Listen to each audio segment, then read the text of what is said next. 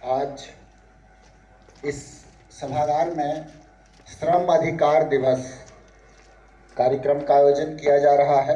इस अवसर पर सबसे पहले मैं दरभंगा जिला के सभी श्रमिक बंधुओं एवं बहनों को ढेर सारी शुभकामना देना चाहूँगा। आज की इस कार्यशाला में श्रम संसाधन विभाग द्वारा चलाए जा रहे सभी स्कीम्स के बारे में आप लोगों को जानकारी दी जाएगी। अभी श्रम अधीक्षक के द्वारा जिले की प्रगति का प्रस्तुतिकरण किया जा रहा है और आप लोगों ने देखा होगा कि दरभंगा जिला सरकार द्वारा चलाई जा रही सभी योजनाओं का तत्परता के साथ क्रियान्वयन कर रहा है। और मैं श्रम विभाग के सभी अधिकारियों को इस बात के लिए साधुवाद दूंगा कि वो तत्परता के साथ सभी स्कीम्स में ज़रूरतमंदों को समय के साथ लाभ पहुंचाते हैं और मुझे बार बार राज्य स्तर पर अपनी रैंकिंग भी शेयर करते हैं। और मुझे ये बताते हुए हर्ष है कि दरभंगा जिला हमेशा टॉप 5 में तो रहता ही रहता है, कई बार पहला और दूसरा स्थान पर भी रहता है। ये आप लोगों के बिना सहयोग के संभव नहीं है। इनकी जो उपलब्धि है वो दरभंगा जिला के श्रमिक बंधुओं की उपलब्धि है। अभी कई सारी स्कीम्स हैं जो श्रम के महत्व को समर्पित, चाहे मैं भवन एवं अन्य सन्निर्माण बोर्ड के स्कीम की बात करूं या बिहार शताब्दी असंगठित क्षेत्र शिल्पकार एवं कर्मकार स्कीम्स की बात करूं या बिहार राज्य प्रवासी मजदूर स्कीम की बात करूं या न्यूनतम मजदूरी की बात करूं या बाल श्रम उन्मूलन के लिए बनाए गए कानून की बात करूं, ये सारी चीज़ें इस बात के लिए है कि हमारा समाज अच्छा बने, हमारी आने वाली पीढ़ी पहले सक्षमता हासिल करे, चाहे स्वास्थ्य के मापदंड पे हो, उम्र के मापदंड पे हो, शिक्षा के मापदंड पे हो, चाहे स्किल हासिल करने के मापदंड पर।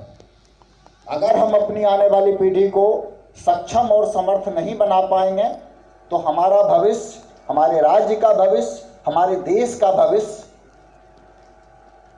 अंधेरे में होगा।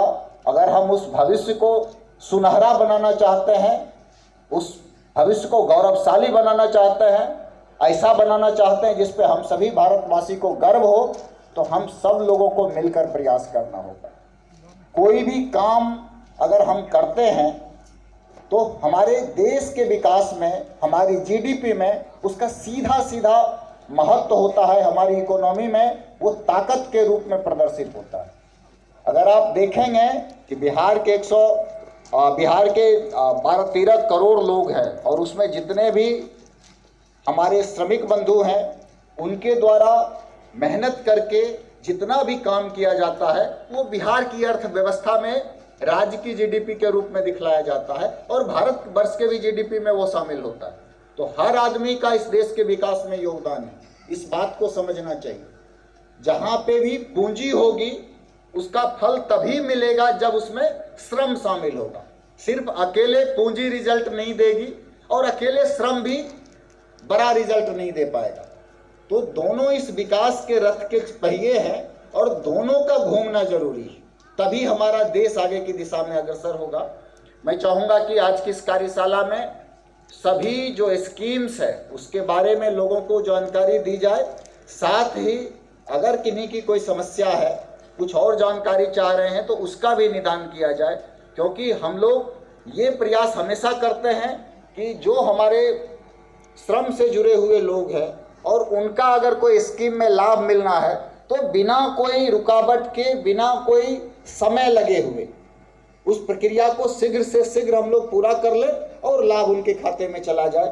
अभी जो इन्होंने जिक्र किया था कालू खां जी के बारे में, उनका देहांत देश से बाहर हुआ। मिडिल ईस्ट में एक आग लगने की घटना में कई सारे श्रमिकों का देहांत हो गया था, उसमें ये भी शामिल थी।